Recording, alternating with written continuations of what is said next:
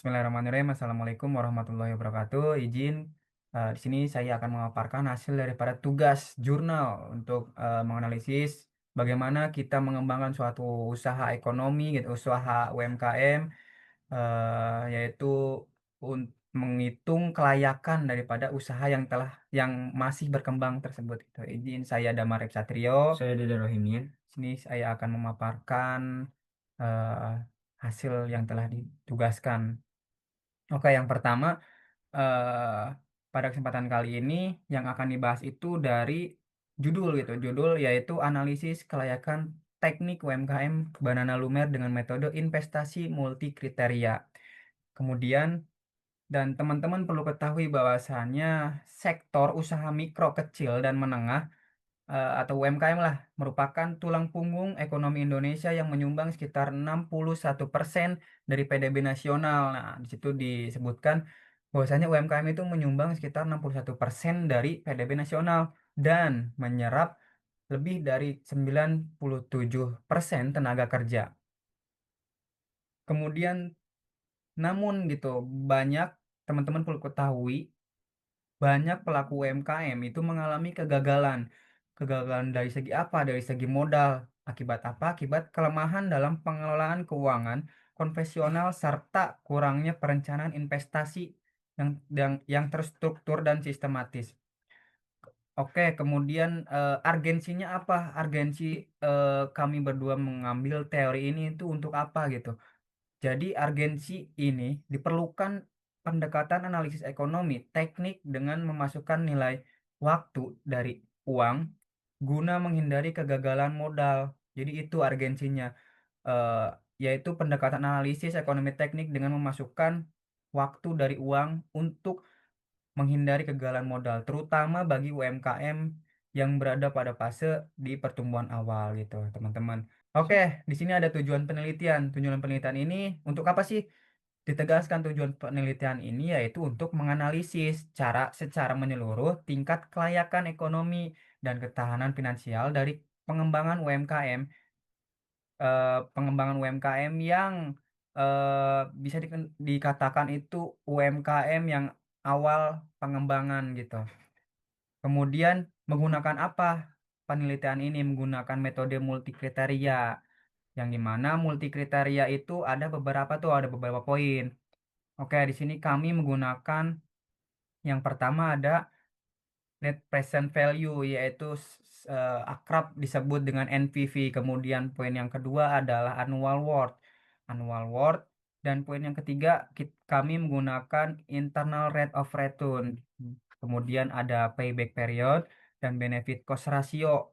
Dan yang keenam itu ada depresiasi garis lurus. Dan yang terakhir kami menggunakan metode analisis sensitivitas multi skenario. Kemudian adapun metode penelitian dan asumsi data. Jadi penelitian ini menggunakan pendekatan kuantitatif deskriptif yang dikombinasikan dengan metode studi kasus hipotetik sebagai pemodelan simulasi numerik. Dengan periode analisis proyek yaitu selama 5 tahun dengan tingkat suku bunga acuan MAR sebesar 12% per tahun. Kemudian ada asumsi parameter data finansial. Kami investasi awal itu sebesar 10 juta. 10 juta itu udah meliputi peralatan, produksi, perlengkapan display, dan administrasi awal. Dengan biaya operasional yaitu sekitar 5 juta 500 itu per bulan. Kemudian dengan target penjualannya itu ya ada di 500 pieces per bulan dengan pendapatan kotor kemudian dengan harga jualnya yaitu 15.000 per picisnya dan pendapatan kotornya itu di 7.500 per bulan. Kemudian nilai sisanya 1 juta yaitu pada akhir tahun kelima. Kemudian kami akan menjelaskan gambaran umum UMKM Banana Lumer Uninus gitu. Itu adalah nama daripada produk kami tersendiri. Jadi produk utamanya yaitu adalah pisang. Pisang. Pisang adalah sebuah inovasi keripik eh, dengan bumbu coklat lumer atau dipadukan dengan keju keju premium gitu, teman-teman. Kemudian dengan target pasarannya adalah mahasiswa. Mahasiswa bisa dosen, bisa karyawan dengan lokasi strategisnya yaitu di lingkungan kampus. Jadi target pasar dan lokasinya itu ya kami tidak akan jauh-jauh keluar gitu. Kami akan menargetkan lingkungan kampus terlebih dahulu. Kemudian ada pun analisis break even point-nya BEP dengan biaya tetap BEP itu 1.050.000 per unit per bulan dengan biaya variabelnya 8.900 per pieces. Oke, ketika dikalkulasikan BEP-nya, itu titik impas operasional atau BEP unit tercapai pada penjualan sekitar 173 porsi per bulannya. Nah, dengan target kapasitas berjalan sebesar 500 pieces per bulan. Usaha ini ya memang berada jauh di atas titik impas sehingga memiliki margin keamanan finansial yang sangat baik gitu, teman-teman. Oke, selanjutnya yaitu melihat daripada posisi target penjualan yang sudah jauh aman di atas nilai BEP. Bagian selanjutnya mengenai pemaparan hasil nih. Akan dibahas pemaparan hasil, detail hasil, kelayakan daripada investasi dari ketujuh metode ekonomi yang tadi saya sebutkan gitu, teman-teman. Akan dijelaskan lebih lanjut oleh rekan saya, yaitu Dede Rohimin. Dipersilahkan. Baik, terima kasih Kang Damar. Mungkin selanjutnya di sini saya akan menjelaskan hasil analisis kelayakan investasi khususnya UMKM Banana Lumer Uninus menggunakan yang pertama itu ada Net Present Value atau kerap disebut dengan NPV.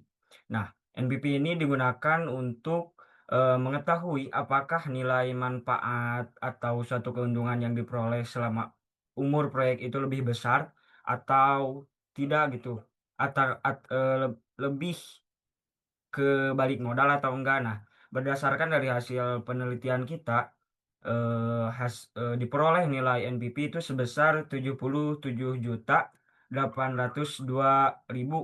Nah, karena nilainya ini lebih besar dari nol, maka proyek Banana Lumer Unus ini dinyatakan layak untuk dijalankan. Nah, artinya dengan investasi awal sebesar 10 juta itu mampu menghasilkan nilai tambah ekonomi yang cukup besar gitu selama umur proyek 5 tahun. Nah, kemudian metode berikutnya itu ada annual worth atau AW.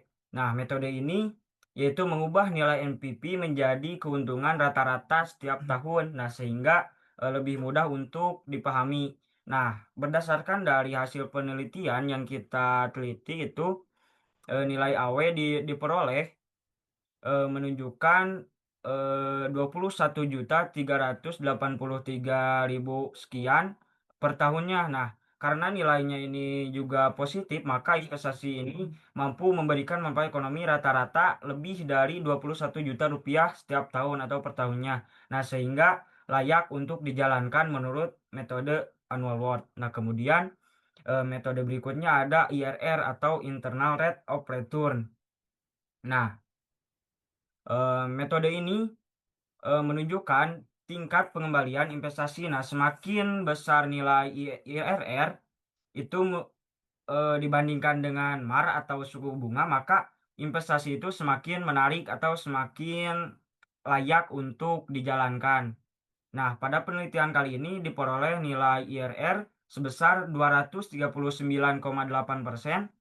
Sedangkan MAR yang digunakan itu hanya 12%. Nah, hal tersebut menunjukkan bahwa tingkat pembelian investasi ini jauh melebihi tingkat keuntungan minimum atau ambang batas yang disyaratkan sehingga proyek ini dinyatakan sangat layak. Nah, kemudian metode selanjutnya itu payback period atau PP.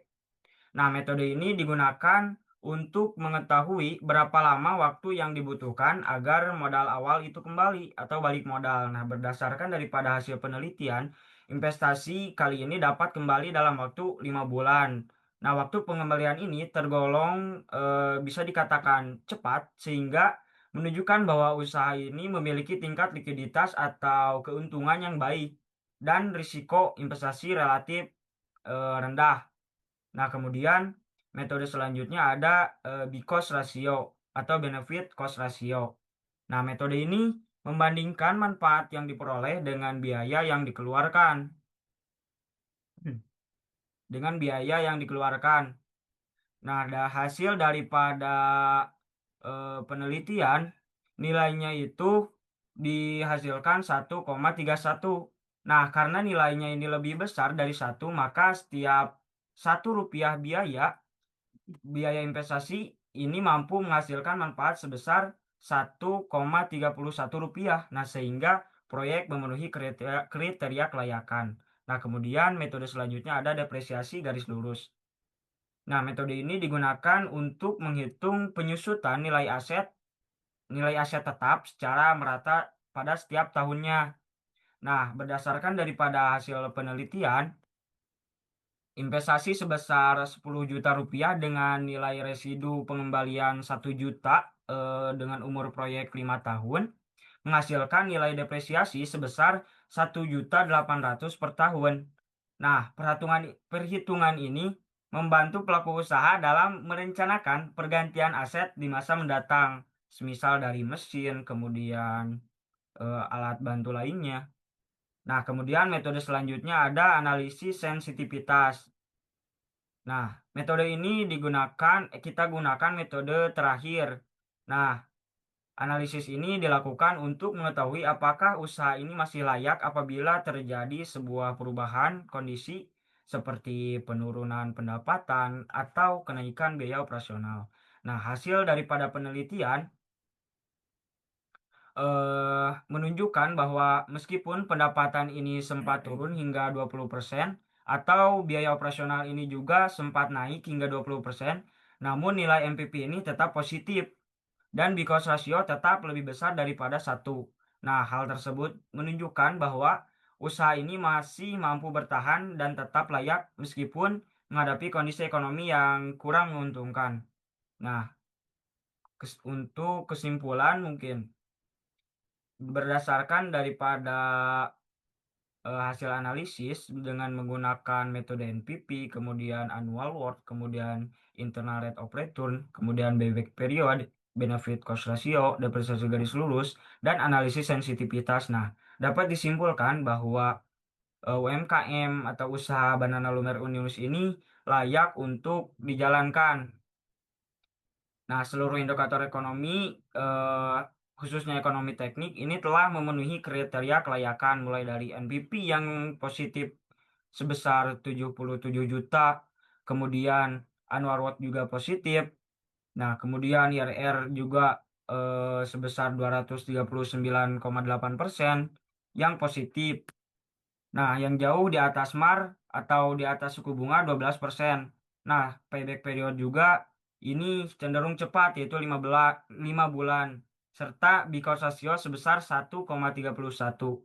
Selain itu, hasil analisis sensitivitas juga menunjukkan bahwa usaha ini tetap layak meskipun terjadi penurunan pendapatan maupun kenaikan biaya operasional hingga 20%. Nah, oleh karena itu, pendekatan investasi multikrea ini dapat menjadi dasar pengambilan keputusan investasi yang lebih objektif dan komprehensif dibandingkan hanya menggunakan satu metode analisis saja. Mungkin itu saja yang dapat saya sampaikan. Saya kembalikan lagi pada Damar. Nah, jadi seperti itu teman-teman apa yang sudah dibahas oleh Kang Dede tersendiri yang sudah melanjutkan pembahasan hasil daripada jurnal ini gitu, jurnal yang sudah ditugaskan bahwasanya usaha ini itu bisa dikatakan layak dijalankan dengan menggunakan metode ketujuh yang tadi sudah disebutkan gitu. Juga tujuh metode yang tadi disebutkan adalah pondasi awal dasar daripada ekonomi tersendiri untuk menjalankan suatu usaha. Baik, cukup sekian pemaparan dari kelompok 8. Saya Damar Ip Satrio, Saya Dede Rohimin. pamit undur diri. Wallahul muwaffiq ila aqwamit thoriq. Wassalamualaikum Wassalamualaikum warahmatullahi warahmatullahi wabarakatuh. wabarakatuh. Saat